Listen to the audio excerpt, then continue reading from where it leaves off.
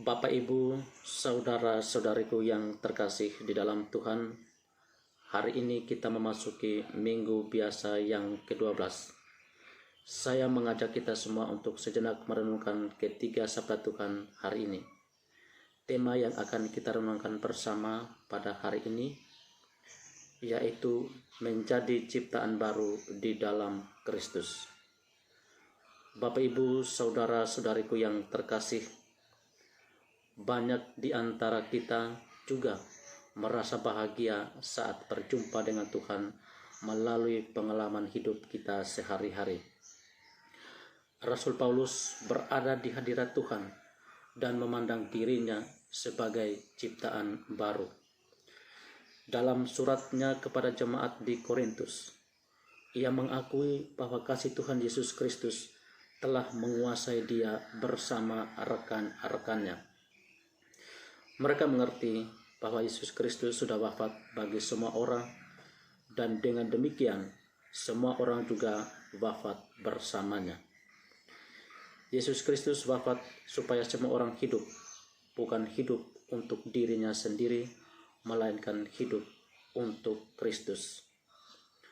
Bagi Rasul Paulus, siapa yang ada di dalam Kristus, ia adalah ciptaan baru. Hidup yang lama sudah berlalu, dan sesungguhnya yang baru sudah datang. Tentu saja Rasul Paulus tidak mengada-ada dalam mengucapkan perkataannya ini. Ia pernah mengalami kegelapan dalam hidupnya. Maka apa yang dikatakannya itu benar. Ia menerima Tuhan dalam perjalanan ke Damaskus. Ia menjadi buta dan disembuhkan Tuhan melalui Ananias. Sejak saat itu, ia benar-benar berubah menjadi baru. Ia layak untuk menjadi rasul dan pewarta Injil.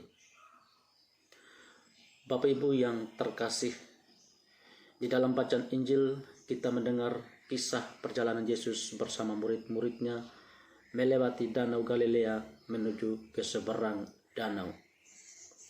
Dalam perjalanan itu, perahu mereka mengalami angin taufan yang sangat dahsyat dan ombaknya menyembur masuk ke dalam perahu sehingga perahu itu tergenang air.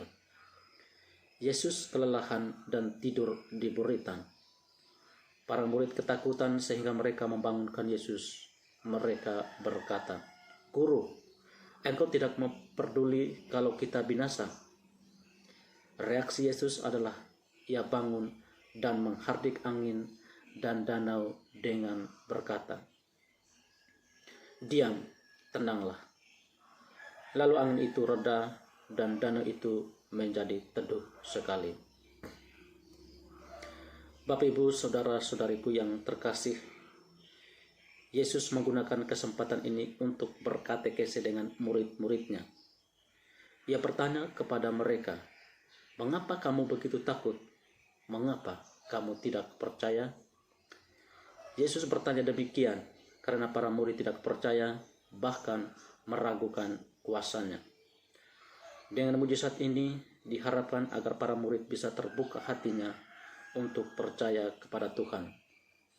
Mereka kembali kepada Tuhan sebagai ciptaan atau pencipta semesta alam.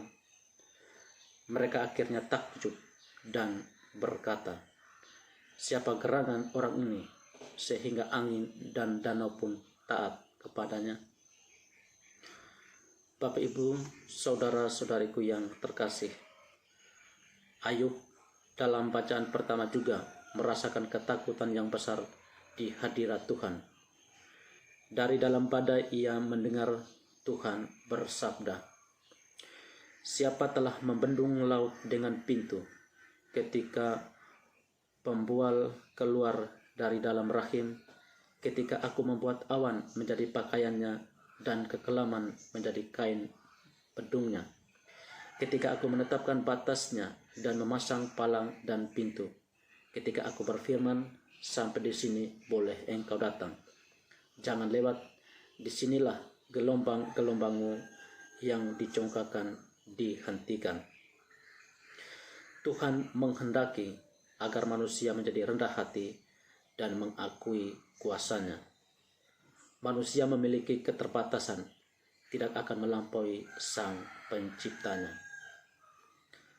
Bapak, Ibu, saudara-saudariku yang terkasih, Sabda Tuhan pada hari Minggu biasa ke-12 ini mengajak kita semua untuk melakukan beberapa hal berikut ini. Pertama, kita semua pasti memiliki angin taufan di dalam kehidupan kita sehari-hari. Pengalaman membuktikan bahwa banyak orang selalu mengalami pergumulan pribadi yang bisa saja membawanya kepada krisis iman kepada Tuhan. Penderitaan, kemalangan, sakit, penyakit, malapetaka bisa menjadi angin taufan kehidupan pribadi. Kalau kita hanya berhenti pada pengalaman angin taufan ini, maka iman kita pun tidak bertumbuh. Namun, sekiranya kita berusaha untuk keluar dari zona angin taufan ini dengan mengandalkan Tuhan, maka kita akan semakin dekat dengannya dan mencapai kebahagiaan. Yang kedua, kuasa Tuhan itu jauh lebih besar dan agung. Ayub merasakan berbagai penderitaan dan kemalangan, namun Tuhan memulihkannya secara ajaib dan menyempurnakan hidupnya. Di sini, Tuhan mau menunjukkan kuasa-Nya yang besar melebihi kuasa apapun di dunia ini. Manusia diharapkan rendah hati, patuh, dan setia kepadanya. Manusia itu memiliki keterbatasan di hadapan Tuhan. Yang ketiga, menjadi ciptaan baru. Orang-orang yang dibaptis, hidupnya senantiasa terarah kepada Tuhan.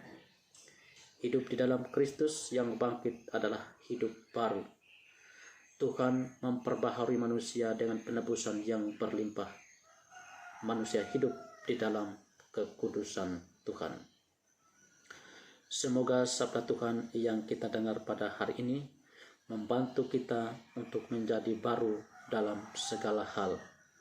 Tuhan mengasihi dan senantiasa memberkati kita semua. Tuhan Yesus memberkati. Amin.